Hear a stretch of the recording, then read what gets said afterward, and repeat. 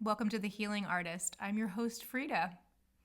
Well, friends, it is the 7/7 portal today. I am recording this, however, for July 30th. Why? Why am I recording this so incredibly early?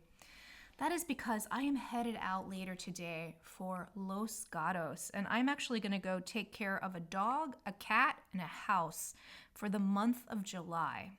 So this whole first week of July, I have spent getting ready and getting all of my podcast ducks in a row in order to be able to share with you ahead of time so that I can not focus on this at all when I get down to Los Gatos, and I can just teach in the mornings. I'll continue to teach Return to Self-Love, but otherwise I'm just going to turn off Frida Miletsky Healing Arts for the month of July. I'm going to focus on another project, which is actually illustrating a book, which is a love letter to Santa Cruz. So I will be in a home overlooking the Santa Cruz Mountains, being in the special nature that is featured in the book and being able to draw from life down there and all of that kind of good stuff while I make the illustrations. I have such singular focus. I was hired to do this book months ago, and it has taken me the longest time to really sink into it. So I was just kept aligning my schedule to be able to just put my healing business to the side for a period of time and just solely focus on this book. Because I have a lot of difficulty bouncing between stuff. Like when I'm lasered in, I am lasered in, laser focus. There could be lightning going off 360 and I would just be completely honed in on what I've got going on. That is like a gift of mine. I can be like, nothing will distract me. I just focus in and that's it. We're doing this thing. So something fun to share with you is some of the stories about the place that I'm going. So I'm actually going to a friend's home in the Los Gatos mountainside, and I painted some murals for this family a year or so ago. The family was in another country at the time, so I had this huge house all to myself painting these murals and I was there for a couple of months because they had me do 3 very elaborate murals that were on the walls and the ceilings. And it was such a fun project. Well, this house is located in a place where the home and then the surrounding homes actually own a private woods. Well, this private woods is extremely special. I love it down there. So when the friends were like, hey, does anybody want to house sit, cat and dog sit for the end of the month of July? Like immediately my hand was up and I was like, yes, I want to go back to those woods. Now, I will take excellent care of these animals, but believe me when I tell you, it was the woods that were calling. So when I was painting the murals, at some point during the day, every day I was down there, I would get up and I would take a break and I would walk the circle down through the woods, the loop. And maybe it's a mile, maybe it's a mile and a half. It's really not that far.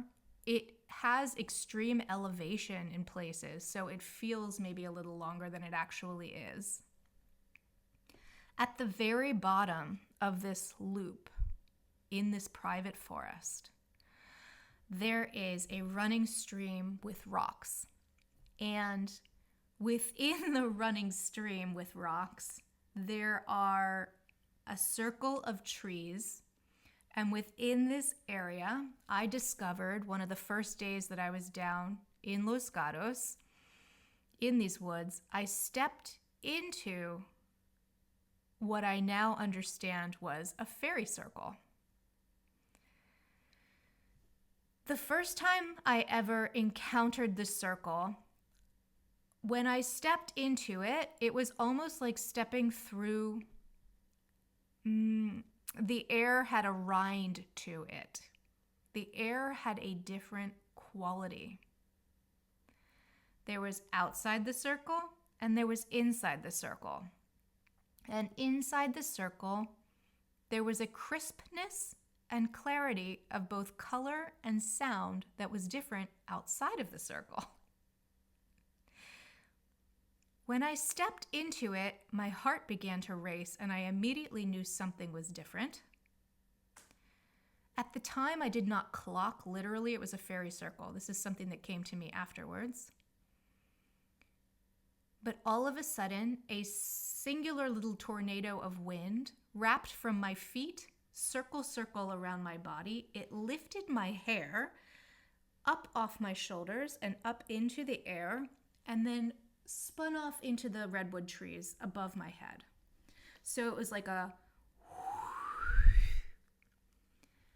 this was like, oh my gosh, put this in a YA novel. Like, it was wild. The hair lifting, like, it was happening, and I was like, oh my gosh, is this actually happening? I was like stunned. So I found this circle, and then every day I would go back to it. It was only the first day that I stepped into it that I distinctly felt the different quality and the circle of wind wrapped around me. Other days that I visited it, I felt compelled to bring offerings. So then each day I started bringing different little offerings, like flowers, a little mirror, food. I would bring little food down and share with them. And I would take these things and just sit them inside the fairy circle. And I was taking food into a wooded forest with tons of animals in it. And the food did not spoil and lasted the entirety of the 2 months that I was down there. So whatever was in that ring was incredibly protected. So here's some more stories about being down in those woods. When I would be in there, something would overtake me. So I have a very quiet mind. I do a lot of meditation, and I don't let my brain spin off into... It's rare. I have a pretty quiet mind. I work on having a quiet mind. When I go into these woods, it was especially quiet. And I would just allow my body to do whatever my body wanted to do. And it was doing odd things. And not particularly like safe things. Like, I was just allowing myself to play in these woods, doing things like scampering over boulders and rocks and scampering up hundreds and hundreds of feet up the side of loose soil, decomposing leaves, roots of trees, like up 80-degree hillsides where I could have easily like fallen and hurt the heck out of myself, and quite frankly, like, there would have been no one out there to help me. It was like dangerous stuff. Scampering my body up trees and boulders and rocks and jumping and sliding down things. And I was just having the absolute best time. Not once particularly thinking about skunks or bears or wildcats or anything else that was out there, but just living into the moment and loving all of it and just playing. I told my parents this and they were like mildly horrified, and my father insisted that I wear a whistle and take a stick with me. So I started wearing a whistle, and I did have a walking stick. But it was just sort of one of those funny things where he immediately went to fear, and I was like, you do not understand how open my heart is in these woods. So another really cool story to tell you about being out there is one time I was walking on the path and I found a newt that was just hanging out on the side of the path next to this burned tree trunk, and the newt was over a foot long. Its head was the size of a silver dollar or more. Its little feet were the size of quarters or more, and like I would have to use 2 hands if I was going to like wrap them around. Like, the circumference of the newt's body was larger than like me touching my finger and my thumb together. Like, it would be 2 hands to span his middle. This newt was enormous, which means they were so old and filled with massive amounts of wisdom. So fairy-like.